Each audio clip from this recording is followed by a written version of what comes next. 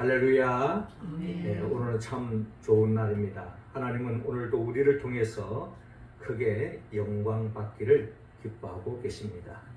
우리 예배를 통하여 하나님께는 영광이요, 우리 모든 하나님이 예비하신 그 은혜와 은총을 충만히 받아서 일상생활 속에서 하나님의 나라를 침노하고 그 나라의 복을 누리고 나누며 전파하며 살아가는 복된 우리의 삶이 한 주간에도 펼쳐질 수 있기를 주의 이름으로 축원합니다. 예, 일본 전산 이야기라는 책이 있습니다. 이 책이 한때 베스트셀러로 오른 바가 있는데요. 이 책의 내용은 나가모리 시게노부라고 하는 기업가가 있는데, 이 사람이 나름 일본에서 많은 기업의 모델이 되어지고 또 창업을 해가서 성공한 기업의 창업자인 것입니다. 그런데 이제 이분이 처음 이 나름대로 모든 사람들이 주목받는 큰 기업으로 성장하기 전에는 어떻게 보면 중소기업보다 작은 자기 그 단칸방에서 사업을 이제 시작할 정도로 아주 작은 규모에서 시작했다는 것입니다. 그런데 이제 작은 규모에서 또 알려지지 않는 그런 기업이다 보니까 좋은 인재를 구하고 싶지만, 그런 또 좋은 인재가 와도 그렇게 대우해 줄 만한 그런 능력도 안 되고, 또 이름도 알려지지 않았기 때문에 많은 사람들이 또 이렇게 지원하지도 않는 거예요. 그럼에도 불구하고 좋은 기업을 만들기 위해서는 좋은 일꾼들이 있어야 이 좋은 기업으로 나아갈 수 있는 그런 길이 열리는데, 어떻게 하면 좋은 기업을 이룰 수 있겠는가 이제 고민 끝에 마침 그 고민에 처해 있는 상황을 본 장인 어린이, 그분이 한때 군 생활을 했습니다. 근데 군 생활을 했는데 군대 생활을 해보니까 밥을 빨리 먹고 목소리가 크고 또 이렇게 인내심이 있는 그런 군사들이 일도 잘하더라, 이제 이런 이야기를 하게 된 거예요. 그래서 이제 이 기업가가 나름 이제 그런 나름대로의 이야기를 듣고 이제 이렇게 모집을 했는데 자기 눈에 띄는 그런 어떤 인재가 오지 않는 거예요. 그래서 이제 그 장인 여전의 이야기도 이제 생각이 나고 해서 이제 몇 사람을 이렇게 세워놓고 기본적인 서류 검사를 하고 난 뒤에 그 몇몇 사람을 이제 놓고 이렇게 테스트를 한 겁니다. 한번 도시락을 이제 하나씩 나눠주면서 이것을 이제 식사를 하라고 이제 했는데, 그 중에 밥을 이렇게 빨리 이제 먹는 이제 그 사람을 기준으로 몇 사람을 이제 뽑게 된 겁니다. 이런 광경을 보면서 지역 신문에서는 무슨 참 무식하게 무슨 저런 식으로 저기 사원을 뽑느냐 하면서 비판도 많았다고 합니다. 그런데 이제 그런 사람들을 이제 계속 지속적으로 이제 뽑아서 결국에는 어떻게 보면 대기업 부럽지 않는 그런 기업을 성장시키는 그런 동기가 되었다. 이제 이런 이야기가 이 일본 전산 이야기라고 하는 책에 담겨져 있습니다. 그렇습니다. 나름 좋은 사람들이 모여서 좋은 기업을 이루는 것이 당연한 거죠. 그러나 그 좋은 사람의 그 기준은 물론 사람마다 다르고 시대마다 다를 수가 있을 것입니다. 그리고 그 업종마다도 또 이렇게 다를 수가 있으리라 생각되어집니다. 이런 나름대로의 일본 전산에는 처음에는 그런 식으로 인재를 키우고 또 사람을 키웠다라는 이야기죠. 우리 하나님의 나라에서도 어떻게 본다면 주님께서 많은 사람들을 부르시고 나를 따라오라 했을 때에 거기에 응답하는 사람들이었지만, 그럼에도 불구하고 주님은 끊임없이 특별히 오늘 본문에서 어떻게 하면 진정한 주님이 세우고자 하는 하나님의 나라, 그 하나님의 나라에 정말 주님으로부터 칭찬받고 또 주님의 그 즐거움에 참여할 수 있는 일꾼은 어떤 사람이 되어야 하는가 하는 것을 오늘 성경의 본문을 통하여 주님은 구체적으로 말씀하고 계시는 겁니다. 우리가 잘 아는 마태복음 25장에 보면 예수님의 달란트 비유를 하지 않습니까? 거기에 세 종류의 사람이 있는데 두 사람, 5달란트, 2달란트 받은 사람은 주님으로부터 인정받고 주님의 즐거움에 참여하게 되어지지만, 그러나 1달란트 받은 사람은 결국 주님으로부터 책망받고 주님의 즐거움에 참여하지 못한 그런 이야기를 들려주고 있습니다. 자, 이런 이야기를 통해서 우리는 주님은 우리 모두에게 하나님의 나라를 우리에게 주기를 원합니다. 하나님의 나라를 살기를 원합니다. 그리고 그 하나님의 나라가 이 땅에서 온전히 이루어지고 그 영원한 하나님의 나라를 세워가기를 주님은 원하고 있는 것입니다. 거기에 그 하나님의 나라에 참된 일꾼, 인정받는, 칭찬받는, 영원히 그 즐거움에 참여할 사람은 어떤 사람인가? 오늘 본문을 통하여 주님은 말씀하고 있는데, 주님은 이 말씀을 주신 것은 우리 모든 성도들이 그 일꾼이 다 되기를, 칭찬받고 주님의 즐거움에 참여받는 일꾼이 다 되기를 바라는 마음으로 오늘 우리에게 말씀하고 있습니다. 자, 그렇다면 하나님의 나라에 있어서 정말 인정받는, 칭찬받는 주님이 가장 원하는 일꾼은 어떤 사람입니까? 그런 사람이 되기 위해서는 먼저 오늘 본문 38절을 통하여 희생하라고 말씀하고 있습니다. 자, 38절 말씀 우리 같이 한번 읽어봅시다. 시작. 예수께서 이르시되 너희는 너희가 구하는 것을 알지 못하는도다. 내가 마시는 잔을 너희가 마실 수 있으며 내가 받는 세례를 너희가 받을 수 있느냐. 아멘. 자, 오늘 본문 마가복음 10장 35절은 이렇게 시작하고 있습니다. 세베대의 아들 야고보와 요한이 주께 나와 여짜오되 선생님, 무엇이든지 우리가 구하는 바를 우리에게 하여 주시기를 원하옵나이다 라고 이 야고보와 요한이 주님께 다가갑니다. 어떻게 보면 우리가 나름 주님께 다가올 때에 우리 나름대로의 다 바람이 있죠. 주님을 찾는 이유, 또 주님 앞에 기도하는 이유, 다 기도 제목이 있지 않습니까? 이 야고보와 요한도 나름 주님에게 다가와서 자신들의 어떤 갈망, 필요, 자신들의 원하는 바를 주님께 아뢰고 있는 겁니다. 그러면서 우리가 구하는 바를 우리에게 하여 주시기를 원하옵나이다 라고 어떻게 보면 그들이 바라는 것이 이루어지기를, 또 주님이 이루어 달라고 간청하는 마음으로 다가갑니다. 그때 주님이 하신 말씀 이러시되 너희에게 무엇을 하여 주기를 원하느냐, 뭘 원하느냐 라고 주님이 말씀하고 있는 거죠. 그때에 야고보와 세베대의 아들 요한이 주님께 말씀합니다. 주의 영광 중에서 우리를 하나는 주의 우편에 하나는 좌편에 앉게 하여 주옵소서라고 간청하고 있습니다. 자, 이 말은 즉슨 결국 어떻게 보면 주님이 영광의 자리에, 어떻게 보면 하나님의 나라의 왕으로 등극할 때에 어떻게 보면 주님의 오른팔, 왼팔, 또 중요한 자리, 어떻게 보면 권력의 노른자에 앉고 싶어하는 그런 욕망을 그대로 드러내고 있는 것입니다.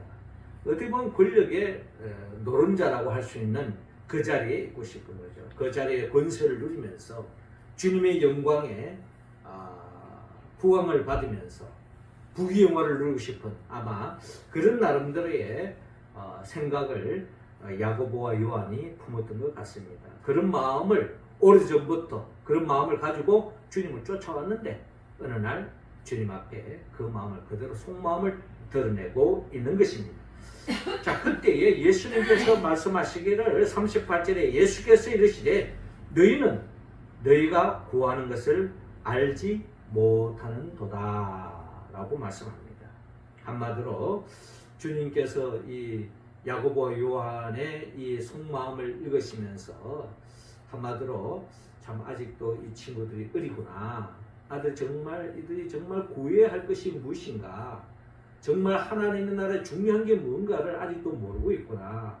하나님 나라에서 겉돌고 있구나 하는 그런 생각이 들지 않았나 생각을 가져봅니다. 그래서 너희는 너희가 구하는 것을 알지 못하는도다. 내가 마시는 잔을 너희가 마실 수 있으며 내가 받는 세대를 너희가 받을 수 있느냐라고 주님께서 되묻고 있습니다. 그러니까 정말 너희들이 정말 복받기를 원하고 정말 행복하기를 원하느냐? 그러기 위해서는 내가 마시는 잔을 마셔야 하고 또 내가 받는 세례를 너희가 받아야 되는데 이걸 할 수 있겠느냐? 라고 주님께서 질문하는 겁니다. 그때 그들이 말하되 할 수 있나이다 하고 당당하게 이야기하고 있습니다. 이렇게 말하는 이유가 뭘까요? 아직도 이들은 주님이 마시는 잔의 의미, 주님이 받는 이 세례의 의미를 온전히 하지 못하고 뭐 주님이 하시라 하면 뭐든지 다 하겠습니다. 그러니 우리의 원하는 바를 이루어 주시면 좋겠습니다 하는 그런 생각을 그대로 드러내고 있는 것입니다. 너희는 내가 마시는 잔을 마시며 내가 받는 세례를 받으려니와 내 좌우편에 앉는 것은 내가 줄 것이 아니라 누구를 위하여 준비되었든지 그들이 얻을 것이니라 라고 말씀을 하고 계시는데요. 그러니까 너희들이 바라는 그 최고의 자리, 그것은 하나님이 하실 일이고 너희들이 지금 주목하고 너희들이 관심 가지고 너희들이 집중하고 너희들이 지금 힘써야 할 일은 내가 마시는 잔을 마시고 내가 받는 세례를 받아야 한다. 이제 이 말씀이 주님이 이 야고보와 요한에게 들려주시는 말씀이라는 겁니다. 그러니까 주님이 마시는 잔을 마시는 것이 중요하고 주님이 받는 세례를 받는 것이 너희들이 지금 주 관심이 돼야 되고 그게 힘쓰다 보면은 하나님께서 어련히 너희 모든 필요를 채워줄 것이다. 그의 나라와 그의 의를 구하면 모든 것이 더함을 받는다라고 하는 마태복음 6장 33절의 말씀과 어떻게 맥을 읽고 있겠죠. 자, 이런 말씀을 하시는 것입니다. 그렇습니다.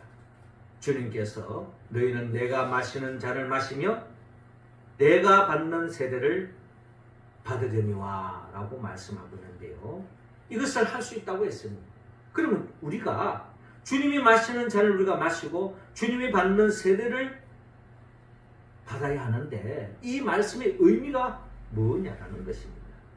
먼저 주님께서는 주님의 잔에 대해서 우리가 잘 아는 것처럼 마태복음에 주님이 주님 앞에 기도할 때 이런 기도를 합니다. 주님의 기도. 그것은 바로 주여 이 잔을 내게서 지나가게 하옵소서라고 기도한 바가 있습니다. 그 잔이 뭘까요? 바로 십자가를 지는 것입니다. 십자가는 하나님의 뜻이에요. 하나님의 뜻이 있는데 이 뜻이 나의 뜻과 동일할 때는 우리가 갈등할 필요가 없어요. 그런데 내 뜻과 하나님의 뜻이 상충되어졌을 때, 달랐을 때 우리는 고민하고 갈등할 수밖에 없는 것입니다. 예수님도 어떻게 보면 인간의 몸으로 이 땅에 오셔서 이 땅을 살면서 제자들과 함께 동거동락하면서 살면서 나름대로 인간적인 소원이 없지 않아 있었습니다. 예수님도 나름 부모를 잘 모시고 싶고 제자들과 함께 이 땅에서 부귀영화를 누리면서 하나님을 세워가는 이런 일들을 하고 싶은 것이 아마 예수님의 인간적인 생각이 있을지도 모릅니다. 그러나 하나님의 뜻이 있었어요. 그것은 바로 뭐냐면 하나님의 뜻은 십자가에 못 박혀 죽는 것. 모든 사람들의 죄를 대신 짊어지고 십자가에 못 박혀 죽는 것이 바로 하나님의 뜻이었습니다. 이 뜻을 주님은 깨달았기 때문에 주님 앞에 기도하는 거죠. 주여 이 잔을 내게서 지나가게 하옵소서. 이 십자가의 길을 피할 수 없겠습니까? 라고 하는 주님의 인간적인 바람이 있었다는 것입니다. 그러나 주님의 기도는 여기에 머무지 않습니다. 그러나 나의 원대로 마옵시고 아버지의 원대로 하옵소서 하는 것이 주님의 기도였습니다. 그러니까 주님도 어떻게 보면 솔직한 기도였어요. 이 잔을 내게서 지나가게 하옵소서. 그러나 나의 원대로 마옵시고 아버지의 원대로 하옵소서. 그럼에도 불구하고 하나님께서 이 잔을 내가 마셔야 한다면 그러나 그 잔을 마시겠습니다. 이게 바로 주님이 마시는 잔의 의미라는 것입니다. 그러니까 예수님은 철저하게 자신의 뜻보다 하나님의 뜻을 앞세우는 것이 바로 주님의 기도였고 주님의 삶의 모습이었다라는 것입니다. 그렇습니다. 하나님 나라의 일꾼은 내 뜻보다 주님의 뜻을 먼저 헤아리고 주님의 뜻을 앞세우고 주님의 뜻이라면 내 생각을 내려놓고 주님의 뜻을 따르는 것, 이것이 바로 주님이 걸어가신 길이요 하나님 나라의 일꾼들이 걸어가야 할 삶의 자세라는 것입니다. 더 나아가 내가 받는 세례를 받아야 한다는 것입니다. 주님은 세례를 요한으로부터 받았습니다. 예수님의 공생애는 세례를 받고 난 뒤에부터 시작되어졌습니다. 그렇죠? 예수님의 세례의 의미가 뭡니까? 그 당시에는 다 물세례를 받은 거죠. 소위 말해서 침례를 받았던 것입니다. 침례의 영적 의미는, 세례의 영적 의미는 이제부터는 내 뜻대로 살지 않고 하나님 뜻대로 살겠습니다. 물 속에 들어가는 그 순간에 이제까지는 내 중심으로 내 마음대로 내 뜻대로 살았던 나를 이제는 물 속에 수장하겠습니다. 그런 나는 이제 죽었습니다. 물 속에서 나오는 그 순간부터 이제는 하나님의 뜻대로 살겠습니다 하는 그 결단이 바로 침례를 통하여 세례를 통한 영적 의미라는 겁니다. 그렇게 본다면 우리 모두는 다 이미 세례를 받은 거죠. 세례 교인으로서 우리는 이미 내 뜻보다 하나님 뜻대로 살겠습니다 라고 우리는 이미 맹세했고 고백했고 또 그 길을 우리는 걸어가고 있습니다. 세례를 받았을 때에 하늘에서 들려오는 하나님의 음성, 이는 내 사랑하는 아들이요 내 기뻐하는 자라 하면서 주님이 더 기뻐하신 거죠. 즉 세례를 받은 사람은 이제 하나님의 중심으로 살겠다고 결단한 사람, 하나님은 기뻐하시고 그런 사람을 통해서 하나님의 나라가 세워지고 하나님의 나라가 확장되어지고 하나님의 영광이 드러나는 역사가 일어난다는 것입니다. 그러므로 주님은 우리 모두가 죽어지는 하나의 미랄이 되기를 원합니다. 주님은 십자가의 길을 가기 전에 하신 말씀이 있어요. 하나의 미랄이 땅에 떨어져 죽지 않으면 하나를 거두리고 죽으면 많은 열매를 맺느니라 라고 말씀하셨습니다. 이제 가을이 되어서 들녘에는 황금 들판이 펼쳐지고 이제 수확의 계절이 이제 다가왔습니다. 이미 수확되어지고 또 계속 수확하고 있는 과정이 있는데 이런 무르익은 풍성한 그 열매는 이미 죽어지는 한 알에 미랄이 있었기 때문에 죽어지는 한 알에 씨알이 있었기 때문에 희생된 그 씨알을 통해서 이처럼 풍성한 풍년의 역사가 이루어지는 것을 우리는 알 수가 있습니다. 그렇습니다. 하나님의 나라의 일꾼은 마치 죽어지는 한 알의 미랄처럼 하나님의 뜻이라면 내 뜻을 열어놓고 또 하나님의 뜻이라면 어떠한 희생도 감수하고 어떤 손해가 있더라도 어떠한 어려움이 있더라도 그것을 감내하고 하나님의 뜻을 이루어가는 사람, 그런 사람을 통해서 하나님의 나라가 이 땅에 온전히 이루어지고 확장되어지고 완성되어지는 역사가 일어날 줄로 믿습니다. 지난주에 우리가 나눴던 부자 청년 이야기가 있습니다. 그 부자 청년에게 주님이 하신 말씀 뭡니까? 네 재산 많이 있는데 그거 다 팔아서 가난한 자들에게 나눠주고 나를 따르라 라고 말씀했을 때 그 부자 청년은 근심 끝에 제 갈 길로 갑니다. 한마디로 이 부자 청년은 그 누구를 위해서 희생하고 싶은 마음이 있는 거예요. 자신의 행복을 위해서라면 그 행복을 영원히 보장받기 위해서 영생을 갈망하면서 주님께 다가왔지만 주님아, 주님, 네가 먼저 희생해라 라고 이야기했을 때 이 부자 청년에게는 그걸 받아들일 수가 없는 겁니다. 그러니 주님을 따르지 않고 제 갈 길로 갔고 결국 하나님의 나라와는 거리가 먼 인생길로 나아가는 것을 바라볼 수 있습니다. 주님은 제자들에게, 아니 우리 모두에게 바로 이 길을 걸어가기를 원합니다. 주님의 몸된 교회가 존재하는 그 교회는 이미 예수님의 십자가의 희생이 있었고 그 예수님의 사랑을 받았어. 그 사랑의 은혜에 1000분의 1, 만분의 1이라도 보답하고자 하는 그런 마음으로 희생하는 사람, 헌신하는 사람, 그런 사람을 통해서 교회는 존재한다는 것입니다. 우리 교회처럼 작은 교회들, 그게 누군가의 보이지 않는 희생하는, 헌신하는 손길, 기도, 봉사가 있었기 때문에 우리 교회가 존재하는 것이지, 교회의 존재는 그 누가 보장해 주는 것이 아닙니다. 지켜주는 게 아닙니다.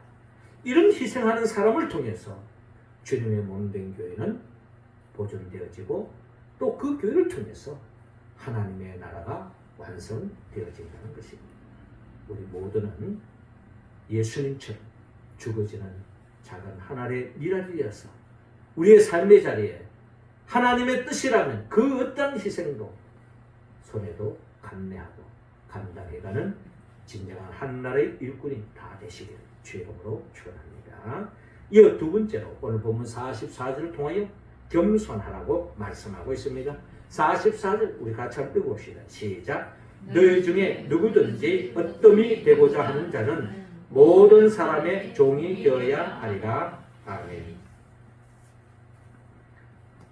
자, 이어지는 본문의 말씀 보니까 41절에 자, 이런 광경을 야고보와 요한의 이런 대화를 옆에 있던 제자들, 10명의 제자들이 아마 이 광경을 들었던 것 같습니다. 그래서 41절을 보니까 10 제자가 듣고 야고보와 요한에 대하여 화를 내거든 라고 말씀합니다. 그러니까 이 야고보와 요한의 이 주님께 가서 하는 이 바램, 이 간청을 들었을 때에 화를 내고 있는 겁니다. 왜 화를 냈습니까? 이 무식한 사람아, 어디 주님 앞에 그런 거를 바라느냐?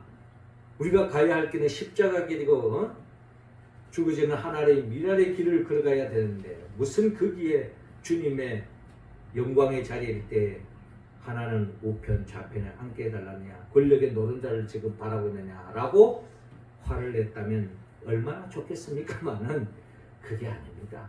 이 10명의 제자들도 야고보와 요한과 똑같은 마음을 가지고 있는 거예요. 우리가 다른 복음서를 통해서도 보면은 길을 가다가 서로 막 다투고 싸우고 있는 거예요. 주님이 왜 그러냐고 물어봤더니 알고 봐도 서로 자기 잘났다고 이야기하는 거예요. 그게 바로 제자들의 모습이요, 우리들의 모습이라는 겁니다. 그러면서 화를 내고 있는 거예요. 화를 냈다는 말은 결국 야고보와 요한과 동일한 마음을 그들 또한 가지고 있다는 겁니다. 내가 더 주님을 위해서 희생했는데, 내가 더 주님을 위해 했는데, 내가 주님을 위해서 더 많은 것을 버리고 왔는데 그 자리에 너희들이 차지한다고? 어림도 없다. 뭐 이제 이런 분위기예요. 그때 주님이 하신 말씀이 42절에 예수께서 불러다가 이르시되 이방인의 직분자들이 그들을 임의로 주관하고 그 고관들이 그들에게 권세를 부리는 줄 너희가 알거니와. 그렇죠. 이 세상 사람들은 나름대로 고관이 되고 높은 자리에 이르면 그 권력을 가지고 그 권력을 통해서 자기 유익을 치고 자기 이익을 치고 자기 이권 치기는데 급급한 것이 이 세상에 많은 사람들이 권력을 붙잡고 그 위치에 오르는 이유라는 겁니다. 더 많이 공부하고 더 많은 위치에 올라가려고 하는 건가, 더 편하게 내가 더 많은 걸 챙겨 먹겠다라고 하는 마음과 크게 다를 바가 없는 것입니다. 이게 바로 세상의 흐름이라는 거죠. 양육 강식의 세상이 동물 세계만 있는 것이 아니라 오늘날 우리 현실 속에, 사회 속에 그대로 고스란히 드러나고 있는 것입니다. 그래서 더 많은 힘을 기르려 하고 그 힘을 통해서 자기의 행복을 극대화하고 자기 행복을 극대화하기 위해서 다른 사람이 희생이 되든 말든 그에 관여하지 않습니다. 아랑곳하지 않는 거죠. 자기 욕심만 채우고 있는 이 세상 이방인의 집권자들, 이 세상 사람들의 모습을 주님은 이야기하고 있는 것입니다. 그런데 주님은 43절에 너희 중에는 그렇지 않을지니 너희 중에 누구든지 크고자 하는 자는 너희를 섬기는 자가 되고 너희 중에 누구든지 으뜸이 되고자 하는 자는 모든 사람의 종이 되어야 하리라 라고 주님께서 말씀하고 있는 겁니다. 그러니까 나름대로 너희들이 으뜸이 되고 높은 자리에 오르려고 하고 그 목적이 네 행복을 챙기기 위해서 네 욕심을 챙기기 위한 그 자리가 아니라 남을 섬기기 위해서 다른 사람을 세워주기 위한 차원으로서의 그 으뜸의 자리에 욕심을 가져라 라고 하는 주님의 뜻을 우리는 본문을 통하여 헤아려 볼 수가 있는 것입니다. 우리가 잘 아는 바 하나님께서 기름 부음 받은 사울이 그가 이스라엘의 초대왕이 된 것은 그가 겸손했기 때문이었습니다. 그러나 그가 왕이 되고 난 뒤에부터는 그가 교만해지기 시작했어요. 그 결과는 결국 왕위를 빼앗기고 마는 것입니다. 한마디로 하나님의 나라의 일꾼은 주님이 인정하는 어떤된 일꾼의 특징은 겸손하다는 것입니다. 교만한 사람은 자기 유익을 위해서 수단과 방법을 가지 않습니다. 그러나 겸손한 사람은 이 왕위에 오르는 것이 하나님의 은혜입니다 하면서 그 은혜에 보답하는 마음으로 섬김의 길, 봉사의 길, 다른 사람을 세우는 길로 나가는 거죠. 들녘에 누렇게 익어있는 벼들을 보면 알곡이 꽉 차 있는 벼들은 고개를 숙입니다. 한마디로 겸손하다는 것입니다. 그러나 텅 빈 벼들은 아직도 목을 꼿꼿하게 서 있겠죠. 하나님의 나라에 진정한 알찬 으뜸된 일꾼은 겸손하다. 겸손한 사람의 특징은 다른 사람을 더 높여주고 다른 사람을 세워주는 섬김의 길을 가는 것이 특징이라는 것입니다. 그래서 주님께서 43절에 너희 중에 그렇지 않을지니 너희 중에 누구든지 크고자 하는 자는 너희를 섬기는 자가 되고 너희 중에 누구든지 으뜸이 되고자 하는 자는 모든 사람의 종이 되어야 하리라 라고 주님께서 말씀하고 있습니다. 부자 청년은 왜 제갈 길로 왔을까요? 어디 본다면 그가 주님을 따르는 것이 자기 비위에 맞지 않는 것입니다. 자기 전 재산을 팔아서 가난한 자를 도와준다는 것은 한마디로 숨기는 길이죠. 체질이 안 맞는 거예요. 그러니 주님의 말씀을 따를 수 없고 영생을 얻을 수 없고 하나님의 나라를 맛볼 수 없으니 하나님 나라의 일꾼이 될 수 없는 것입니다.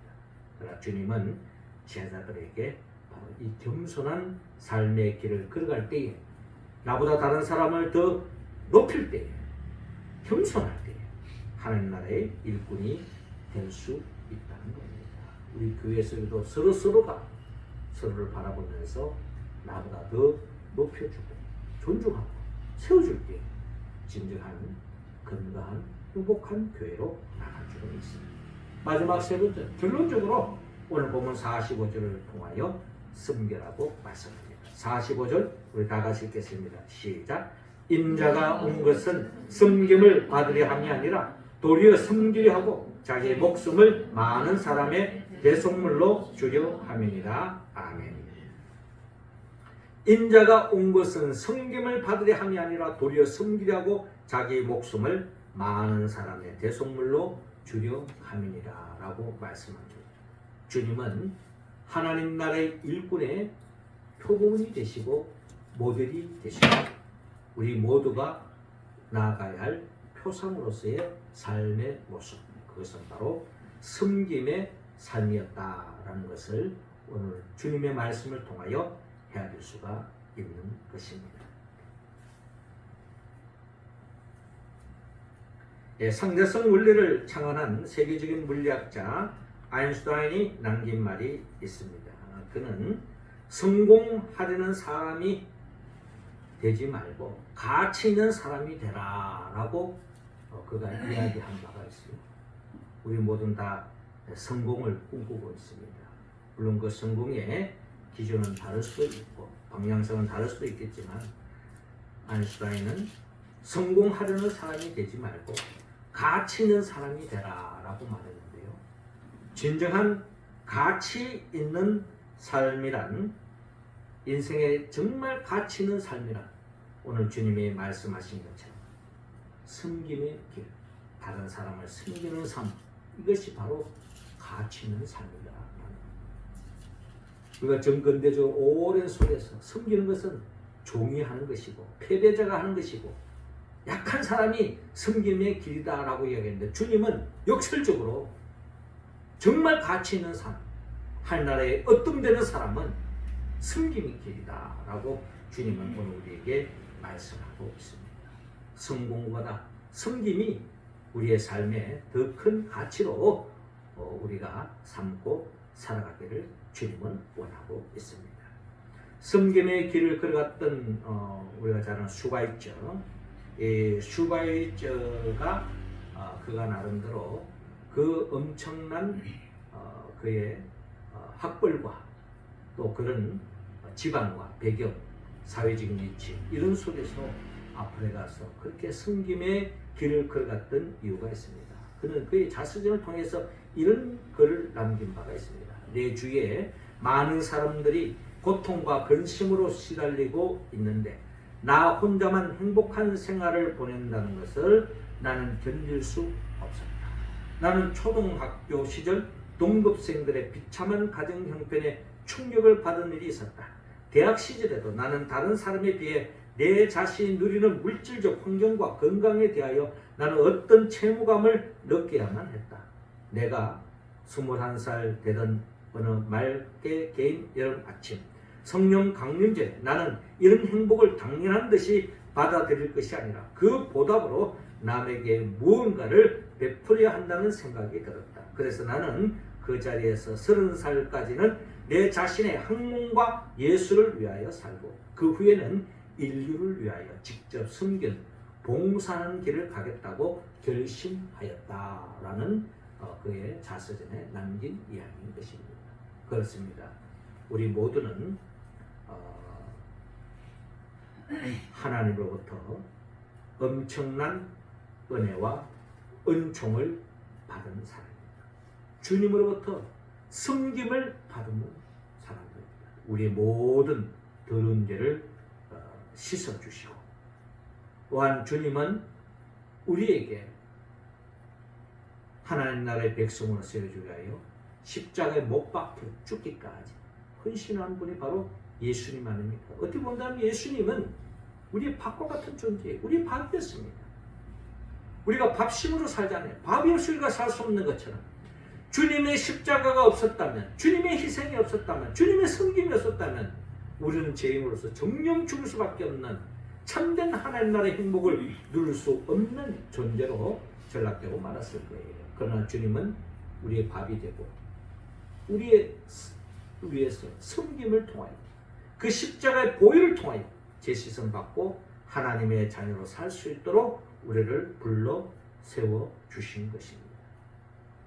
이 섬김을 통하여서 우리는 하나님의 자녀로 살 수 있게 된 바, 우리 또한 주님을 본받아서 우리 주위에 나의 섬김이 필요한 사람, 나의 섬김이 필요한 곳, 그곳에 가서 작은 것에서부터 섬김을 통해서 하나님 나라의 일꾼으로 살아가는 우리 모두가 되기를 주님은 원하고 있습니다.